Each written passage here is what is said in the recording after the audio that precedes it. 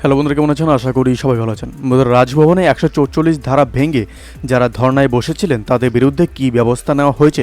শুভেন্দুর মামলায় হাইকোর্ট এরকমটাই কিন্তু বর্তমান একটা বড় নির্দেশ কিন্তু জানানো হয়েছে। আমরা অবশ্যই বিস্তারিত আলোচনা করব এবং আপনারা কিন্তু সাইট থেকে রিডিং নিতে পারেন। বন্ধুরা, বুধবার কলকাতা হাইকোর্টে সিঙ্গেল বেঞ্চের বিচারপতি অমৃতা সিনহা এজলাসে উঠে বিরোধী দলনেতা শুভেন্দু অধিকারীর দাখিল করা সেই মামলা আর সেই মামলা শুনানিতে রাজ্য বিধানসভার বিরোধী দলনেতা শুভেন্দু অধিকারীকে রাজভবনের সামনে ধর্নায় বসার অনুমতি দিল না কলকাতা হাইকোর্ট। এদিন কলকাতা হাইকোর্টে বিচারপতি অমৃতা সিনহার এজলাসে সেই মামলার শুনানি চলে। বিচারপতি মামলাকারী শুভেন্দু অধিকারীকে বিকল্প কোথাও জায়গা খুঁজে বের করার পরামর্শ দেন। শুনানিতে বিচারপতি বলেন যে বিকল্প জায়গায় সন্ধান নিয়ে আসুন, ভেবে দেখেছে। ভোট পরবর্তী হিংসায় আক্রান্তদের সঙ্গে নিয়ে রাজ্যপালের সঙ্গে দেখা করতে গিয়েছিলেন শুভেন্দু অধিকারী, কিন্তু রাজভবনে পুলিশি বাধার মুখে পড়েন তিনি। এরপর আক্রান্তদের সঙ্গে নিয়ে রাজভবনের সামনে ধর্নায় বসতে যাচ্ছেন শুভেন্দু। গত 13 জন পুলিশের কাছে আবেদন জানানো হয়। গত মঙ্গলবার পুলিশ সেই আবেদন খারিজ করে বলে আদালতে দাবি করেন শুভেন্দু আইনজীবী।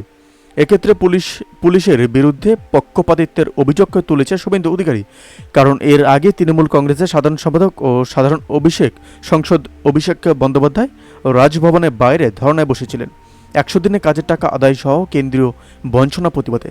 তাতে পুলিশ অনুমতি দিয়েছিল, কিন্তু শুভেন্দুকে কেন দেওয়া হচ্ছে না তা নিয়ে প্রশ্ন তুলেছে কলকাতা হাইকোর্টে মামলা হয়। সোশ্যাল মিডিয়া বিরোধী দলনেতা শুভেন্দু অধিকারী লিখছেন যে শর্ত সাপেক্ষে ওয়াই চ্যানেলে ধর্নায় বসার প্রস্তাব দেয় পুলিশ। প্রশাসনের কারণ দেখিয়ে বিকল্প ধর্নাস্থল ঠিক করতে বলা হয়। একই সঙ্গে গত অক্টোবরে তৃণমূলের রাজভবনের সামনে ধর্নার প্রসঙ্গ টেনে এনে পুলিশের বিরুদ্ধে পক্ষপাতিত্বের অভিযোগও আনেন তিনি।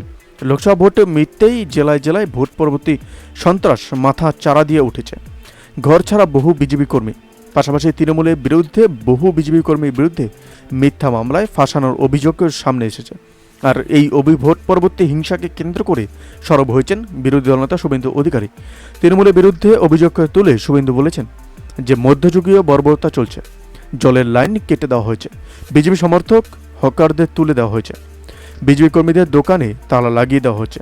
বিরোধীদের ওপর হামলার অভিযোগের কথা তুলে ধরে রাজ্যপালের হস্তক্ষেপের দাবি করে CV আনন্দ বোসকে চিঠিও লিখেছেন বিরোধী দলনেতা শুভেন্দু অধিকারী। সেই চিঠিতে তিনি 21-এর প্রসঙ্গ টেনে 24-এর হিংসা রোধে বাহিনীকে সঠিকভাবে কাজে লাগানো হচ্ছে না বলে অভিযোগ তোলেন শুভেন্দু অধিকারী। আগামী 21শে জুন এই মামলার পরবর্তী শুনানি হয়েছে কলকাতা হাইকোর্টের সিঙ্গেল বেঞ্চের বিচারপতি অমৃতা সিনহার এজলাসে। বন্ধুরা, এই আপডেট প্রসঙ্গে আপনাদের কি মতামত অবশ্যই আমাদের কমেন্ট করে জানাতে ভুলবেন না। ভালো থাকবেন, সুস্থ থাকবেন, ধন্যবাদ। দেখা হচ্ছে নতুন ভিডিওতে। আপনি কোথা থেকে দেখছেন এই ভিডিওকে অবশ্যই আমাদের কমেন্ট করে জানাতে ভুলবেন না।